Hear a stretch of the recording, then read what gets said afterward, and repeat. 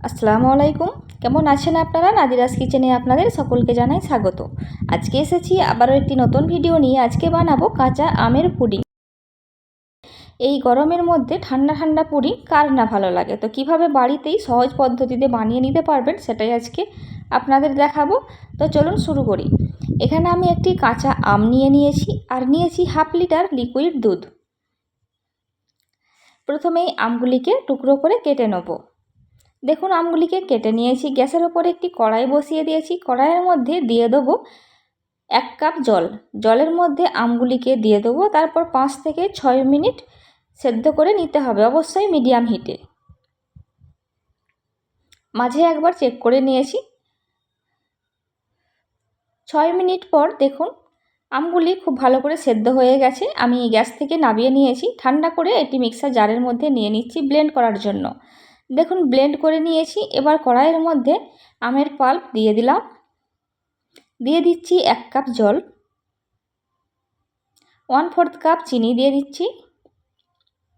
অল্প একটু বিট লবণ দিয়ে দেবো। 1 চা চামচ আগার আগার পাউডার দিয়ে দিচ্ছি। দিয়ে খুব ভালো করে এটিকে মিশিয়ে নিতে হবে। দেখুন খুব ভালো করে মিশিয়ে নিচ্ছি। এবার গ্যাসের উপরে বসিয়ে দিয়েছি। 2 থেকে 3 মিনিট জাল করে নেব মিডিয়াম হিটে। তারপর এটিকে একটি জেলি বানিয়ে নিতে হবে। এটিকে আর জাল করার প্রয়োজন পড়বে না। দেখুন 2 থেকে 3 মিনিট পর নামিয়ে দিয়েছি। দিয়ে দিচ্ছি গ্রিন ফুড কালার। এটা সম্পূর্ণ অপশনাল, চাইলে আপনারা নাও দিতে পারেন। আমি একটু বেশি পরিমাণ দিয়েছি, কারণটা আমি শেষে বলবো। একটি ট্রের মধ্যে আমি জেলিটাকে সেট করে নেব। আপনারা যে কোনো পাত্রে করে নিতে পারেন। 15 মিনিট রেখেছিলাম নর্মাল ফ্রিজে। 15 মিনিট পর আমি এই জেলিটিকে কিউব করে কেটে নেব। দেখুন কিউব করে কেটে নিয়েছি। কতটা সুন্দরভাবে জেলিটা সেট হয়ে গেছে। এবার আপনাদের এই লেন্থটা দেখাচ্ছি। দেখুন ঠিক এরকম মোটা করে আমি জেলিগুলিকে কেটে নিয়েছি। একটি কড়াইয়ের মধ্যে নিয়ে নিয়েছি হাফ লিটার দুধ। 2টি এলাচকে ফাটিয়ে দিয়ে দিচ্ছি। এতে করে আগার আগার পাউডারের যে হালকা গন্ধ থাকে সেইটা আসবে না। আর চাইলে আপনারা এখানে ভ্যানিলা এসেন্সটাও ব্যবহার করতে পারেন। 1/4 কাপ চিনি দিলাম। আগার আগার পাউডার দিচ্ছি 1 চা চামচ। দিয়ে খুব ভালো করে মিশিয়ে নেব। একটি কেক টিনের মধ্যে আমি সেট করব পুডিংটা, সেই জন্য একটু অয়েল ব্রাশ করে নিচ্ছি। আপনারা যে কোনো পাত্র ব্যবহার করতে পারেন। গ্যাসের ওপরে দুধটাকে বসিয়ে দিয়েছি। 5 থেকে 6 মিনিট মিডিয়াম হিটে জাল করে নিতে হবে। তারপরে এলাচগুলিকে তুলে ফেলে দিতে হবে।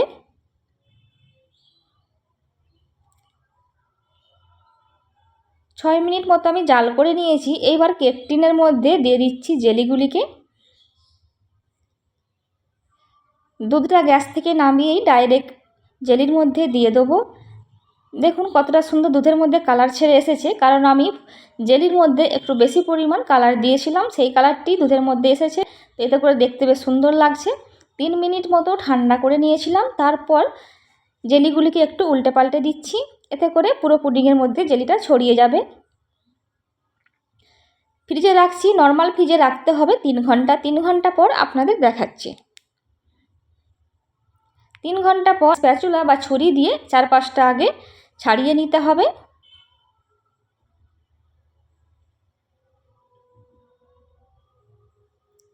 দেখুন 4-5টা ছাড়িয়ে নিয়েছি। তারপর একটু ট্রের মধ্যে আমি এই পুডিংটাকে আনমোল্ড করে নেব।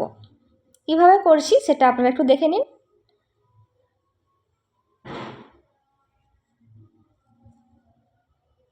দেখুন কতটা সুন্দরভাবে পুডিংটা ছেড়ে চলে এসেছে আর দেখতে হয়েছে অনেকটা সুন্দর। এবার আপনাদের কেটে দেখাচ্ছে।